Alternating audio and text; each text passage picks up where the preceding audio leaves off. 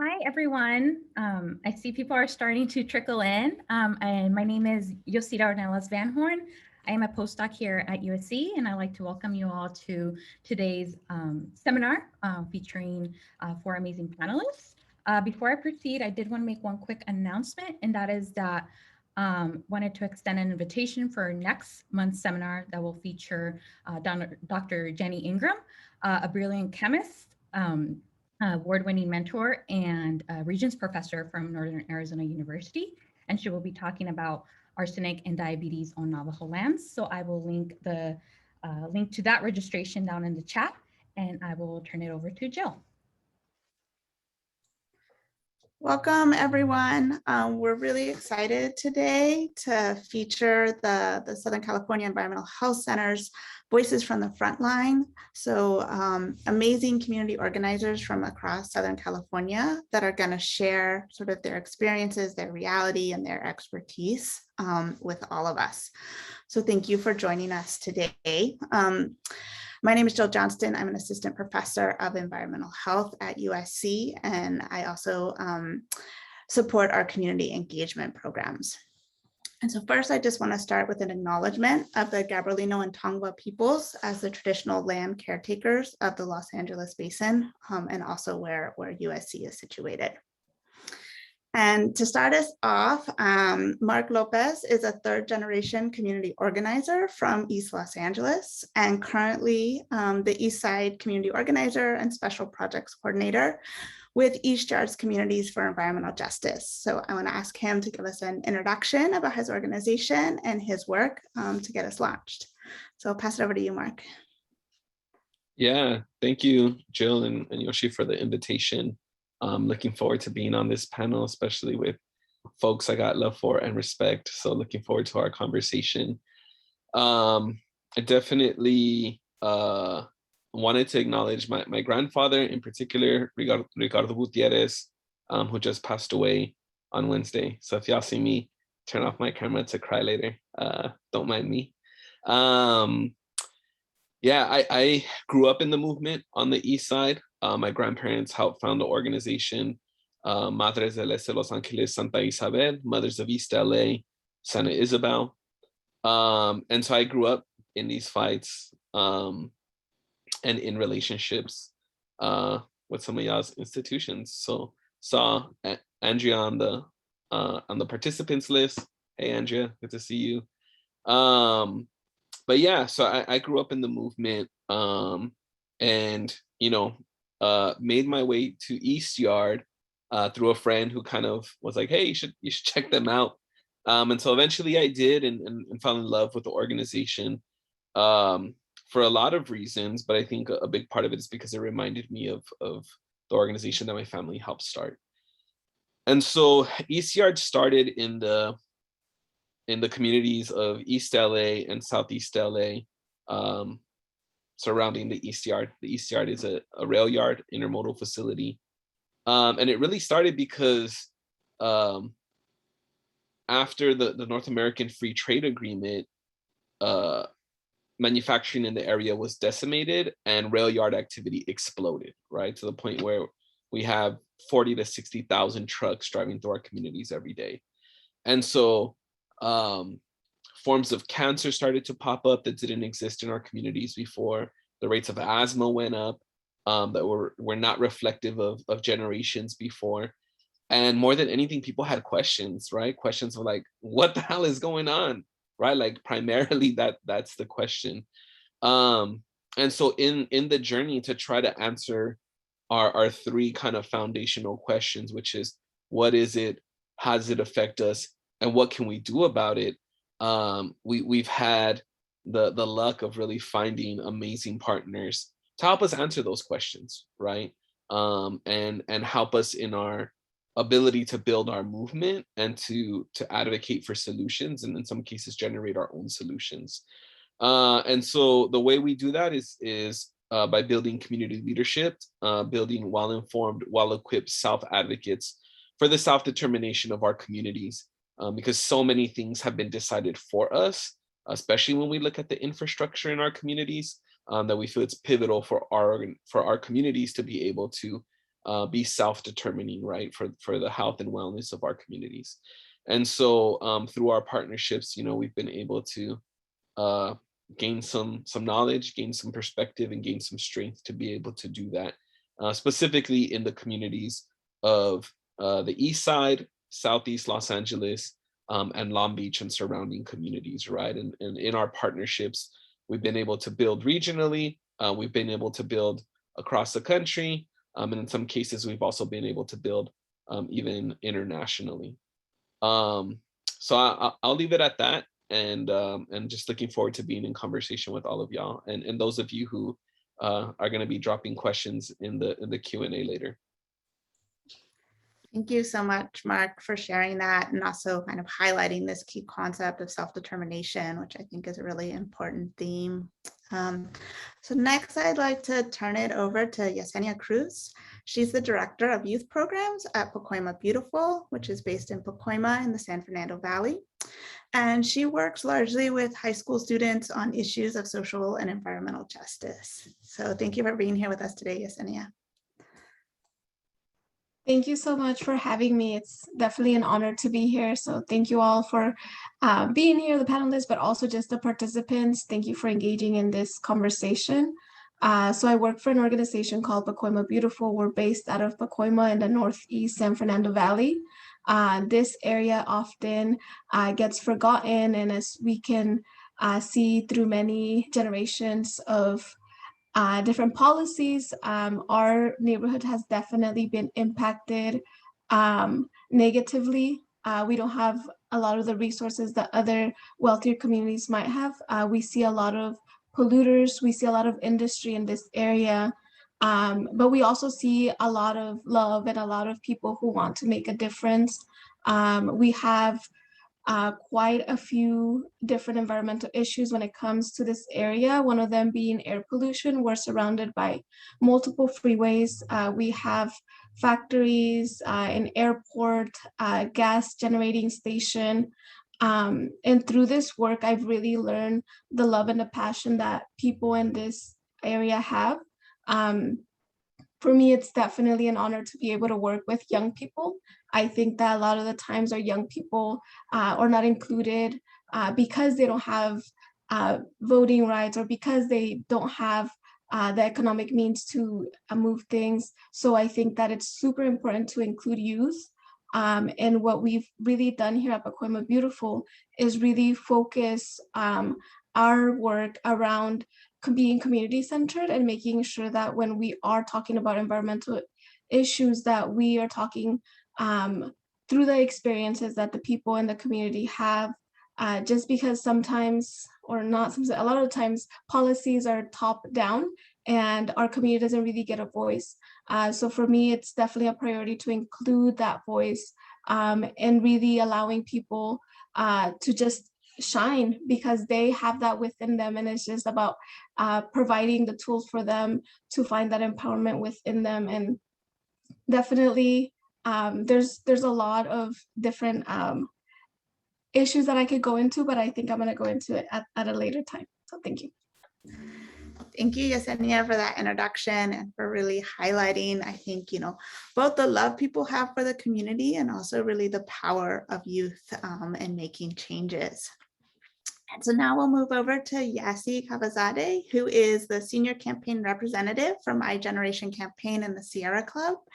And she works in communities in the Inland Empire around issues of fossil fuels, goods movement, and clean energy.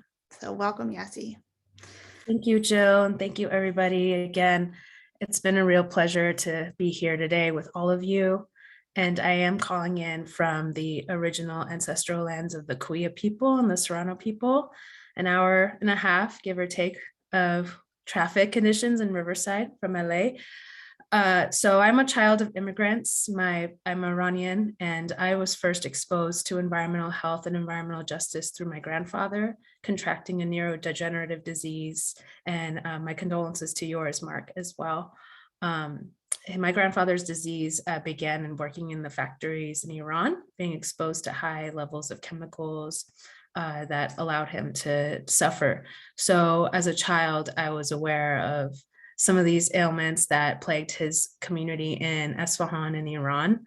And moving away from the suburban life of Orange County towards Riverside, I actually got to experience those health effects as well myself. Like, why do I have more allergies happening to me? Why are my friends getting sicker? And I actually went to the doctor's office my first quarter at UC Riverside, and they told me to buy an at-home air purifier that I could be contracting allergies because of the air pollution. So I decided to shift my focus away from the health sciences and really looking at the political dynamics of what causes people to get sick, actually, and how racism and land use and development are affected by these types of illnesses that keep people coming back into the hospitals with chronic disease in many cases. So I actually volunteered with the My Generation campaign as a college student, and got a job in the Bay Area as a statewide organizer for a utility reform network, and came back to Southern California because this campaign and this mission really means a lot to me. My generation is different than the Sierra Club, many of which many folks might know about from like John Muir and conservationists. We really focused on an intersectional building of community and working with community on their issues and finding regional approaches to solving those issues. So I'm really blessed to be able to steer the organization in this direction and work with many of the folks in the room here on really making those connections. And I'm excited to learn more and speak more about our issues impacting freight communities, as many folks know in the Inland Empire. So thank you for your time. Thank you, Yassi. And I think you brought up really important concepts around a lot of the structural racism that really leads to a lot of the health disparities that we may observe or even document, like here in the university, as well as really the focus on thinking through solutions, right? Which I think is, really powerful. So finally, I want to bring us back to Richard Parks, who's the founder of Redeemer Community Partnership, which is located very close to the UPC campus at USC, to talk about kind of the work of his organization and his experience as a South LA resident. So thank you, Richard. Thank you, Jill, and so good to be with you all. I'm really amazed that here at the end of the semester, we have so many people who are participating. My son is a freshman at USC this year, and I don't think he made it home last night. I think he spent the night in his studio studying. So really impressive to see so many folks here. So yes, my name is Richard Parks. I serve as president of Redeemer Community Partnership. My journey to South LA was a little bit different. I moved to the neighborhood back in 1986 as an undergraduate student at USC. And I'd grown up in the suburbs. I really thought that the world was like my community in Thousand Oaks. And I got here and I realized, no, the world's actually a lot more like my new community in South LA. And I loved the neighborhood here. And so, and actually just ended up never leaving. We founded the organization in 1992, right after the LA civil unrest, with really an eye to bridging some of the achievement gaps that we were encountering with children that we were meeting in the neighborhood. And so that initial work with doing tutoring programs with kids led us to begin to think more comprehensively about how do we create kind of a healthy, safe environment where kids in our community, ultimately our own kids, can thrive. And that led us then into organizing. At first, I would say we weren't too smart about the first houses that we rented in the neighborhood. We were living across the street from a liquor store. We now call it Not So Lucky Liquor. In our first year, we had 1 homicide, 7 shootings, more drive-bys than we could keep track. And there was this night where bullets exploded through the walls of our house. We had quickly learned that kind of gunfire was this call to hit the floor and, pray. But I think this particular night just, laying on the floor, waiting for things to settle down, there's just this deep sense of anger that welled up in me because I knew in the community I had grown up in, the kind of chaos that we saw across the street, the drug dealing, the prostitution, the owner of the liquor store selling balloons, not to the kids in our neighborhood, but to the crack cocaine dealers so they could hide rock cocaine in their mouths, spit it out to make a sale or swallow it if the police came. That kind of chaos would never have been tolerated. And so the question was, why are the city and why are other institutions tolerating that here? And what can we do as neighbors working together to change that?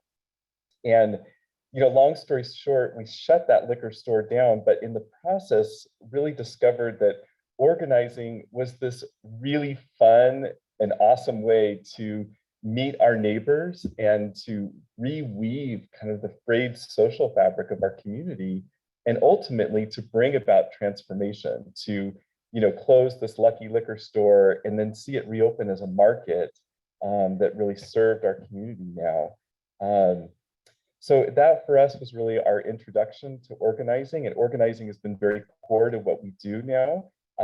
Most recently, we've been taking on shutting down kind of nuisance oil drill sites in our community and addressing some of the historic redlining and disinvestment in our neighborhood around broken infrastructure.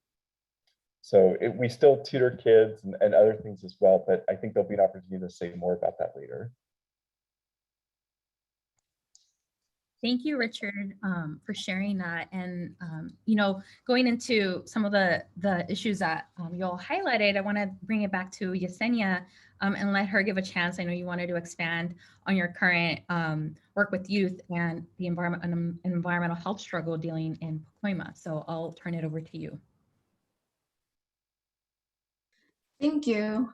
So I did want to say Pacoima Beautiful is one of the only organizations doing environmental justice work in the San Fernando Valley and more focused on the Northeast San Fernando Valley. A lot of the issues that we see here, as I mentioned, are pollution and the amount of industry that we see in this area, the lack of open and green spaces.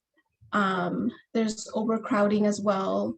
And many of these issues that are causing different health impacts. And we saw that through this pandemic that we're in, some of those issues were really heightened and were highlighted, that a lot of people lost their jobs, lost their loved ones. So there's a lot of hurt that happened in our community on top of what was already happening, people being more vulnerable because they do have health conditions such as asthma or other respiratory health conditions. So definitely we saw a lot of impact in our community.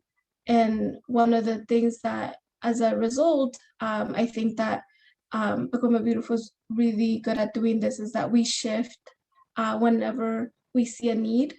And that's what happened. We have a whole team that's been working on COVID outreach, getting people, initially was like testing and getting people PPE and getting people resources. A lot of people were really in a lot of need. So there was a lot that went on to that, and it's still going. And now it's like the vaccination, getting people access to those resources, or just even like helping them fill out an application to get some relief and when it comes to utilities or rent. So it's just like really addressing the need that we see in the community. And my work specifically is with young people, and we saw that there was a need once everything went virtual. There was a disconnect, and there wasn't that interaction that they used to have with their peers. So we did see a lot of need to address mental wellness. That was something that was really needed by the young people, just because they were in their rooms with their computers, and they didn't really get that interaction. So definitely one of our focuses was just like, how do we make sure that we continue our program to address the current needs of our young people now. Our program has continued throughout these last almost 2 years. It's been virtual. We've slowly gone back into the schools and have talked to the students in person and really done activities. But one of the things that we also found is that there's that need to connect with nature and just to be outdoors. So another one of our focuses in our youth programs is to really connect young people to the outdoors. And we did that this summer through a couple of our programs, and we continue to do that through the work that we're doing around parks and open spaces. Another one of our big campaigns right now that we're working on is shutting down an airport. It's a general aviation airport called Whiteman Airport that's been around our community for a very long time, producing a lot of environmental impacts, but not really contributing to the community. A lot of the users of that airport do not live in Pacoima, do not live in the Northeast San Fernando Valley, because it's very expensive to have to own and maintain one of these airports is almost as having purchasing a home. So definitely we see that the people that are using them are from wealthier communities who are using Pacoima as their playground. So one of our big priorities is to have some restrictions, but also in the future to close it down because we don't see a benefit to our community.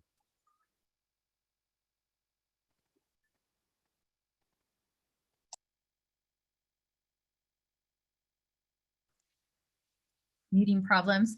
I want to hone in on this when you were talking about, getting the young people out outdoors in connection with nature. And I know that's something that I think both, everyone but Yassi, you were talking about land use and these policies going on in your neighborhood. So maybe you want to weigh in here on how some of that work is looking at it more from changing the policies towards some of that. Yeah, thank you, Yoshira and Yesenia as well, for putting that context. I think for the approach that my generation also takes when it's looking at projects is how is this a pattern that's happening in our communities, in the Inland Empire, in the ports, in these freight communities. We work with leaders and listening to them and really being guided by their experience and transforming the institutional agencies that are allowing these patterns to occur. So, taking a walk outside sometimes can be like hazardous in our air pollution that we're having right now. And we want to change that. We want to change the patterns of development that are happening. So in my role as a campaign representative, I look at regional agencies like the South Coast Air District, the California Air Resources Board, and sometimes even where utilities are investing in making sure that the best technology to clean up industries is actually being implemented in communities of color that are impacted by these issues, whether it's truck pollution. I'm focused on freight, so I'm biased there, but we have a strong base of volunteers that look at litigating and targeting projects as well. It's all volunteer driven, and it's all determined by the priorities that people have at their capacity. So historically, Sierra Club has a huge conservation experience and wisdom there in our volunteer base, which is amazing and dope. However, I'm there to really also include things like workforce development protections. What are community benefits that are happening or are not happening from these types of developments? What agencies do we also need to weigh in on these types of developments? So definitely, I love Yesenia, you mentioned the power of the youth. That's so important to me personally. I started off as a youth organizer, and like I consider myself still youth. I'm like at 30, so hopefully I'm still in there. But definitely we need younger people to be in these decision-making spaces and taking up space and reclaiming that time because at the end of the day, these planning efforts are going to affect them the most.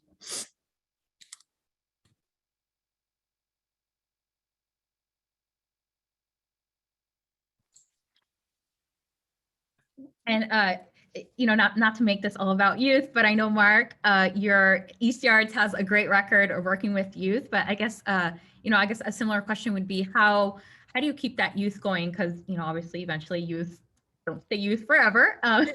So how do you keep that membership going for them to still be organizing, beyond that, area that aging of youth? Yeah, I wasn't sure if I should just jump in or if you're going to transition. I'm like, yes, of course, I want to talk about youth organizing. Yeah, I mean, I was involved as a young person, primarily just because my mom said I needed to go, So wherever she went, I needed to go, and my grandma as well. But yes, I witnessed the power of young folks being involved from a very young age, right? But through East Yard, I think it's really incredible to see youth really step into their own leadership, right? And I think one of the things that really is unique from youth organizing as compared to organizing adults or elders is the time that it takes to really like change the trajectory of young folks' lives. In a lot of cases, it can be as little as one conversation, right? And within weeks, you just see them start to blossom, and within months, they're like a community leader. And that is going to be something they're going to be for the rest of their lives, right? They're going to be a leader within their family. They're going to be a leader within community. And so, yeah, I mean, it's really incredible. And I think there is sometimes, kind of an institutional experience of youth organizing in high school, and then youth graduate, and it's something that a lot of our folks experience. Either if they're going off to college, there's kind of a separation of community, right? Because they're physically leaving our communities in a lot of cases. Or sometimes folks are just not sure what to do after high school, and they're trying to figure out like what comes next, like what do I do with my life?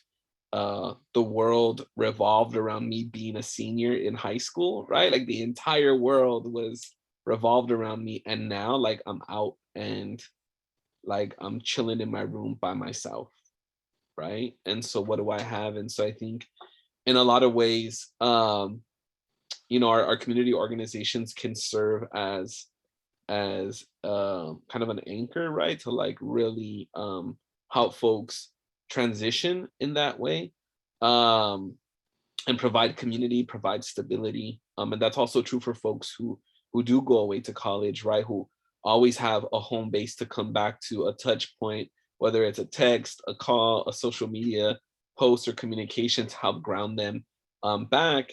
And then when possible, right, programmatic ways to support folks coming back. And so at ECR, we've seen folks kind of transition from being youth members to being adult members, in some cases becoming staff members, in some cases becoming board members of our organization. And so I think when we see that folks kind of trajectory in the organization going from youth to adulthood, bringing in other family members, right, and siblings, these are things that are indicating to us that we have a very like healthy dynamic in our community organizing, because it's kind of regenerating our communities.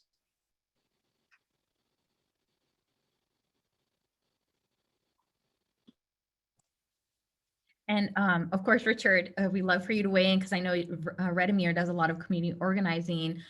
Maybe you want to talk about your recent efforts with some of the oil well drilling here in Los Angeles.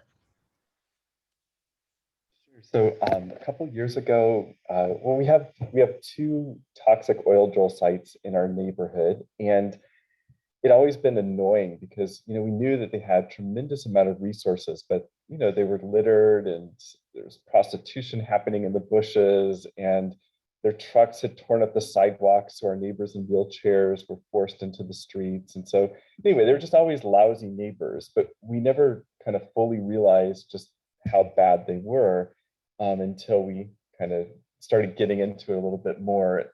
Several years ago, they had this oil company asked the city for permission to drill 3 new wells.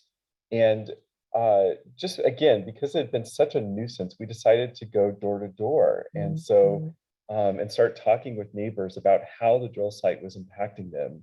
And we started hearing stories about, my neighbor Sonny, who his house has been sprayed with oil multiple times and repainted multiple times by the oil company. Another neighbor talking about how closed windows couldn't keep the petroleum fumes and the odors out of their 2-year-old daughter's bedroom. Miss QC, who lives across the street, who was actually sprayed with oil while she was watering her lawn. And that really, we just began to realize, wow, there's just a lot more to this than we had initially realized. And as we brought neighbors together and started sharing stories, the idea surfaced of, gosh, we've had this experience of shutting down liquor stores using this nuisance abatement process. Could we do that? Could we apply that to an oil company with a market capitalization of $38 billion? And would it work? And so, long story short, over several years, our community really worked together to surface what was going on there, what was hidden, and bringing that into the light. Some of that was people's stories, some snippets that I've shared with you. Others of sometimes it was just the research. It was really understanding the toxic chemicals that were being used. You've heard of acid, or you've heard of fracking probably. That doesn't work in our geology, but what works is this even more extreme extraction technique called acidization. So we would photograph tanker trucks, each carrying 5,000 gallons of toxic acid parked 10 feet from bedroom windows. And on the drill site side of the wall, there'd be these guys in head to toe protective gear standing behind red danger tape. And 10 feet away, there'd be families living who had no idea what was going on. And at times, the ambient fumes from these acid jobs were so intense that the plants on the downwind corner of the drill site would be burned from just the ambient acid fumes.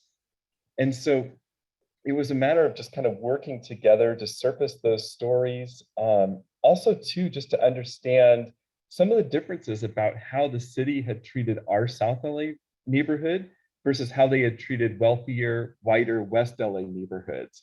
So the West LA neighborhoods, their drill sites are enclosed. They're mandated to use electric workover rigs. Our drill sites, they're open. They only use diesel. The West LA drill sites, they're powered with a utility connection to minimize pollution on local communities. At our drill sites here in South LA, they burn gas in the neighborhood to power those facilities. And we recognize just this kind of history of environmental racism. There's just so many stories to tell around this fight in particular. But, in the end, we were able to really, I think, shed light on that in a way that compelled the city to act. And what was interesting is that we knew the city wouldn't come in and shut an oil company down immediately. They never shut a liquor store down immediately. Usually it was like they got 3 strikes and then they were out. And so we just asked in the first round that the city would extend to our community the same protections that they had given to these West LA drill sites decades ago. And the city agreed to do that. It was really only fair, right? It was kind of the least they could do. And what was interesting is that the oil company said, we would rather close than comply. And so that was really the tipping point in our battle with the Jefferson drill site. And now we're working to see if we can transition that site. We've done a lot of convening in our community around what residents want to see happen there. People really want to see some open space. They want to see some park space. They want to see affordable housing get built. They don't want to see more USC student housing come into the neighborhood. And so we're working to see if we can secure that site and really guide the transformation of this facility that's really been kind of a toxic curse in our neighborhood into something that will be a blessing. And I guess just real quickly, we recognize that there was a need for a policy solution because we could keep using this nuisance abatement process at each drill site, and we're doing that in our neighborhood. But there's drill sites all across South LA and Wilmington where we need a policy solution to, to end toxic oil drilling in our neighborhoods. It just seems so obvious. But we're a founding member of the Stand LA Coalition, Stand Together Against Neighborhood Drilling. And that coalition for the last 7 years now has been advancing a policy that I think will be adopted in the early new year. They'll basically declare oil and gas extraction a non-conforming land use in the city of Los Angeles and start a phase out of existing operations. So we're really excited about that. But yeah, it's both been work here in the neighborhood level, but then also how can we, at the policy level as well, to impact a solution that will, be beneficial to all communities. Thank you, Richard. So as we are largely speaking to an audience of students and academics, I wanted to sort of put that question to you guys. And when you think about the role of researchers, of academic institutions, how can they support these struggles around environmental justice, or sort of what are best practices that could be taken to really develop partnerships between people in academia and sort of community-based organizations? So I'll open it up to whoever wants to jump in. I can jump in. As someone who really felt empowered during my college aged years, it started a little in high school, but really in college where I felt confident. I think encouraging collaboration with community-based organizations and having students involved in listening sessions and actions, giving like extra credit to students for, attending a protest. Like that was something my professors did when I was an organizer. And I felt like that helped me honestly have hope that the academic institution cares about the community it's in. And then on the side of analysis and resources, of course, collaborating on projects on community-based research. And I haven't been as involved in that, but I've seen folks like Mark's organization really flex on community-based research. And I feel like that's valuable and needs to be heard at a lot of these decision-making agencies and entities and cities.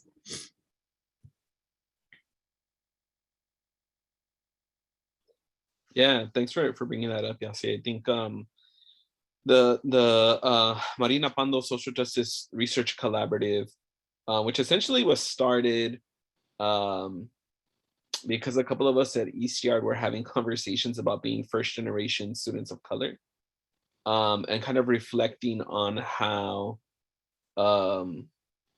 we were like as undergrads coming home for the summer and not really knowing what to do or having opportunities. Meanwhile, our classmates over the summer were doing internships at public agencies or law firms and stuff like that.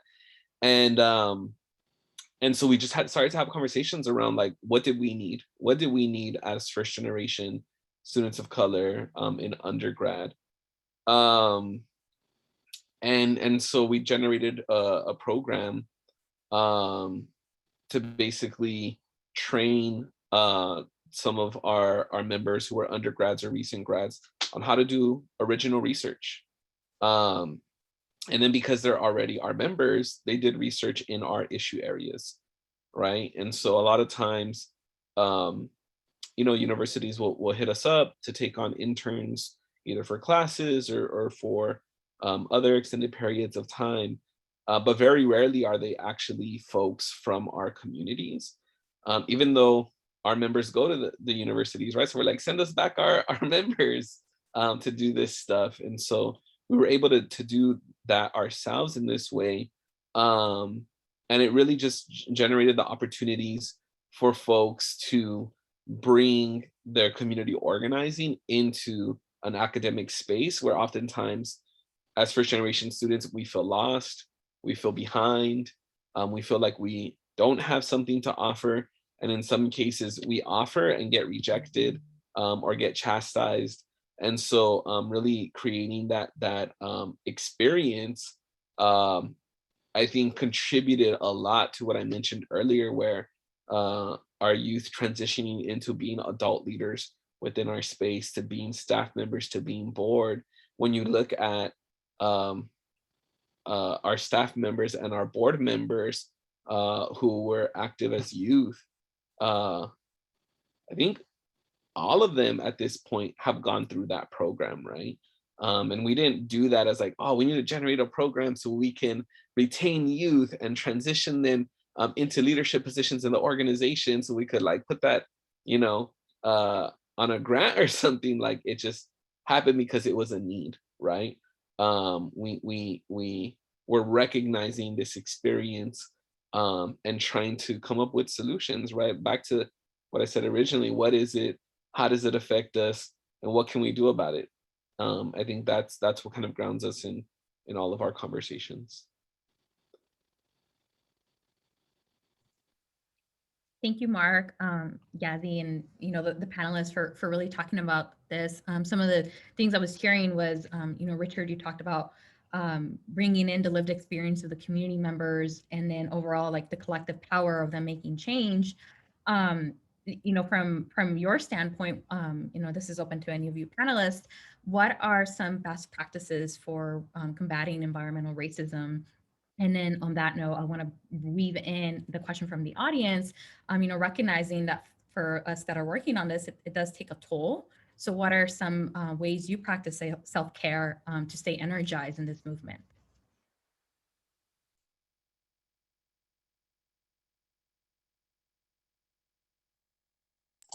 I can go first. So that's a great question. I think that definitely I'm gonna just repeat something I said earlier, like making sure that the work is community centered and that it's centered around the experiences and the needs of the community. I think that it's so important because there's so much wealth already in the community. There's so much knowledge, and I think as some of you talked about, like your young people and like just your members being the academics or being those people. I think it's the same outside of academia. There's a lot of resources that our community already has, so making sure that we are tapping into that knowledge and just making space for that because it already exists. So just creating a platform where we can bring our community members who might be an expert at like herbs and knows all these medicinal uses of herbs that can help for when you're sick, when you're not feeling well, or bringing the señora that's like really good at like organizing her comadres and is really good at just putting together. So making sure that we tap into our community and we're really centering the voices, but just like the knowledge that exists there. In my case, my work is directly with youth, so it's, I think Mark said it earlier, but it's really great to see that, like, sometimes our youth will come to our programs. They'll be like, oh, I'm here because I need volunteer hours, so I'm here to just get my paper signed. And those youth end up being like, staying from like freshmen to their senior year and then coming back and even becoming staff as well. But just allowing that experience and providing just the resources and the tools for them to just find their passion, because a lot of the times it is an environmental justice and they want to make a difference in the community, but sometimes it's in different areas. But really bringing all those different skills together really help us. Like, for example, like one of our young people, he's like really good at like systemizing everything and just creating all these different avenues to make our job easier. And he wants to go into business and information systems. And that was his contribution because he's passionate about environmental justice, but his career is bringing him in a different direction, but he's trying to find a way to still contribute. So I think it's just tapping into that knowledge that each individual has and making sure that we are remaining truth and really creating that space for our community to be able to be the people who have the solutions and not always coming from an outsider, just making sure that we create those spaces.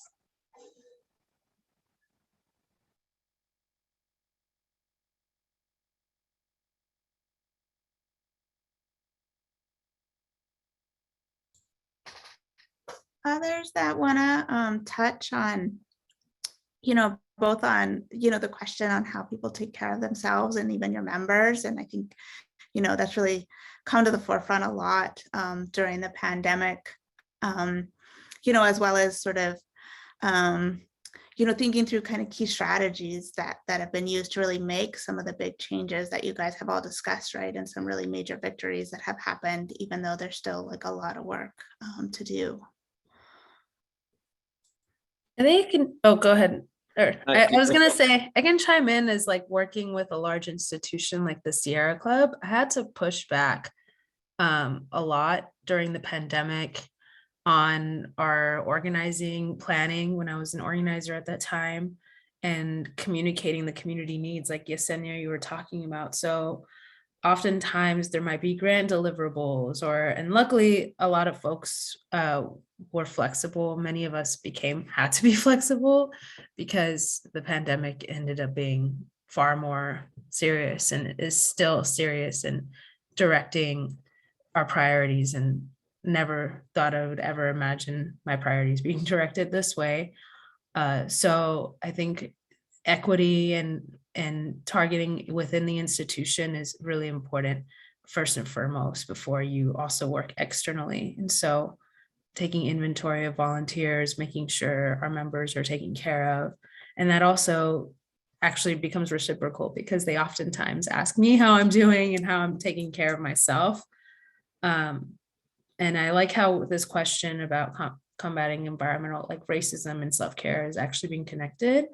For me, I really lean on the hope of the people I surround myself with, and I am a people person, so I've taken inventory that like my vibe attracts my tribe really, and having clear boundaries of when I'm available to work externally and not, and checking in with myself has really been a part of my self-care, because the people I surround myself with won't judge me, that know me intimately like that, and won't hold it against me. And so that's been a learning experience and takes a lot of blowback and conflict and talking about it or not.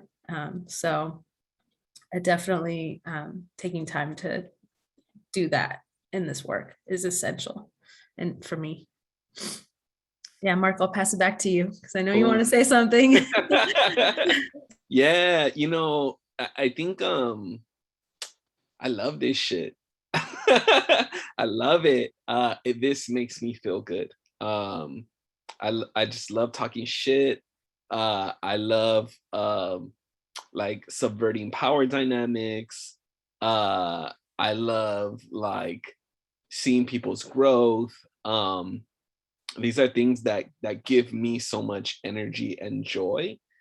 And I'm already always mad. Like if we do these checks with our team, which is we call them, it's HALT, hungry, angry, lonely, tired, right? Hungry comes and goes, angry always. There's always something to be angry about.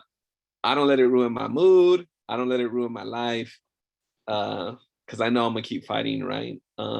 Never lonely because I got kids, like I got little kids. Never lonely, and just always tired, and that's a reality, right? And so I think for me, where it comes in, because I know myself, like I could do this nonstop from the moment I wake up to the moment I go to sleep, because that's what I've experienced in my life. What really helped me draw boundaries, to be real, was my partner and my kids, right? Like I want to spend time with my kids. I want to put them to bed at night. I want to do fun stuff with them all the time, right? And so I draw clear boundaries around, I think as Yassi mentioned, like how accessible am I, right? And so those things are very important. But I'm also a member of East Yard. And so sometimes I have to like let folks know I'm showing up to this as a member. I'm not showing up as a staff member. Don't be asking me to facilitate nothing. Don't ask me to go like pick anything up or anything like that. I'm showing up with my kids. And so I need to be there with my kids. Part of why I'm here is so that my kids can be here and experience this and participate in this. So I think in that way, that's an interesting boundary that doesn't necessarily take me out or remove me, but it facilitates my participation in a different way, right? As a community member. And so I think we've developed some ways at ECR to like institutionally take time, because what we discovered over time is community organizers are terrible at self-care, right? We're so good at taking care of other people. We're terrible at taking care of ourselves. And then just personally, a lot of the way self-care is characterized today, especially on social media, is very like indulgent, oftentimes replicates the systems that we're fighting every day. So it's like, take a break from fighting and participate, or you know what I mean? Like a lot of that can happen. And so that some of that makes me uncomfortable. But we developed these practices at ECR that we call collective care. And we did that because, again, this idea that we're really good at taking care of other people and we're terrible at taking care of ourselves. And the idea that if we all take care of each other, then we're all taken care of, right? Which actually, as I started to introduce those ideas into ECR, to come from teachings from my elders, like traditional indigenous practices that, or worldviews that help me understand how to be in community, right? And so we do this regularly, but especially during the middle of the year, because it's when we're the furthest away from like larger vacation time. We take a week to just share like self-care practices with each other, right? So it's, what do you do to take care of yourself, or what did you used to do to take care of yourself, or what do you want to do to take care of yourself? You lead all of us through that. You take care of all of us through that activity, and then the rest of us will take turns taking care of the group through the activities that we want to do.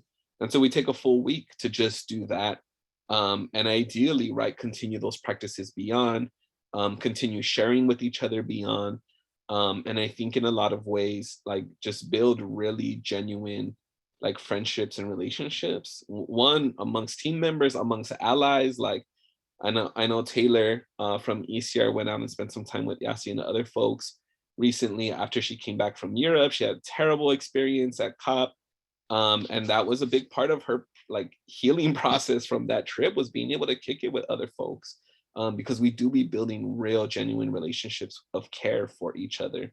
And so I think that's a big part. There isn't like a one kind of answer, right? Like you got to kind of figure that out for yourself and with your folks, like and it's never static, right? Like you kind of try new things, and I think the important part, and appreciate the question, is we always got to be thinking about it, because if we're not thinking about it, then that's where we start getting that burnout and other issues that will arise. So we're coming to the close, and I have kind of one final, well, it's maybe not a small question, but to end on is thinking about sort of what's on the horizon, sort of what issues, struggles are next or kind of prioritized as we move into 2022. And also, is there partnerships with academics or with students that could help facilitate that? I don't know, Richard, if you want to start it off. Okay, sure. Quickly, well, there's just so much. But I think one of the things that we're very focused on is I think we are going to see these toxic land uses, particularly the oil drill sites, begin to close, and we need to think about how we transition those sites for beneficial community uses. I think, so that's just a huge issue. There's so much around that. I think another really important issue is just, we think about managed retreat in the face of kind of rising sea level, right? But I think we need to think about a managed retreat from fossil infrastructure in our communities as well. And so what does it mean that as we're electrifying, how do we make sure that disadvantaged communities are not left holding the bag for this really expensive infrastructure as people transition away from fossil gas to electricity? I think there's a huge issue and a lot of research opportunities within that as well. And just quickly, I would just say, well, I just so appreciate, I think there's such an important role for academia to play in partnership with organizations like ours.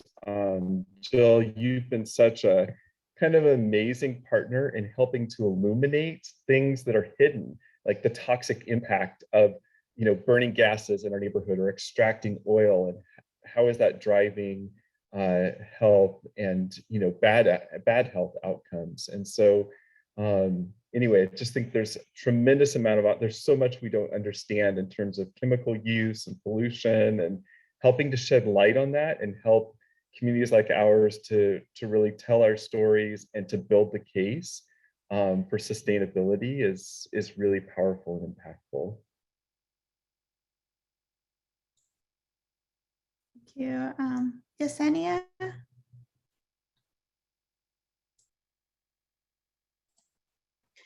Yeah, so for us, I think that a lot of this data that needs to exist sometimes doesn't exist. And I think that one of the projects that we've done with USC is like the air monitoring, and now there's some permanent air monitors that exist in our community, but just increasing the amount of information that is available is super important.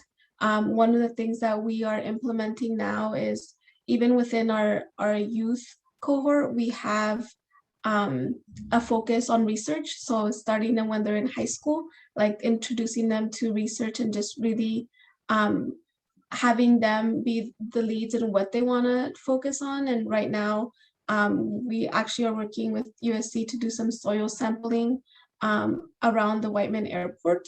But the youth also are like, we don't just want to focus on qualitative data or quantitative data. We want to focus on qualitative data to really get the experiences of the people that are living in this community. And we were all thinking like, oh, we need the data, we need the numbers, we need this. But the youth were like, wait, we also want these experiences to be highlighted. So I think really focusing on that and really creating that space to be able to have both and have this information. But definitely, I think these partnerships with universities are important, and we have seen that some of the students that are in our programs and go to college are the students that are in those research programs, because in the past we have had researchers who come in, it's very extractive, they come in and do a research project and we never hear from them again. So it's super important to have it be a person from the community that has experience. So definitely we're focusing on creating more of that information. Yeah, thank you so much. Yassi?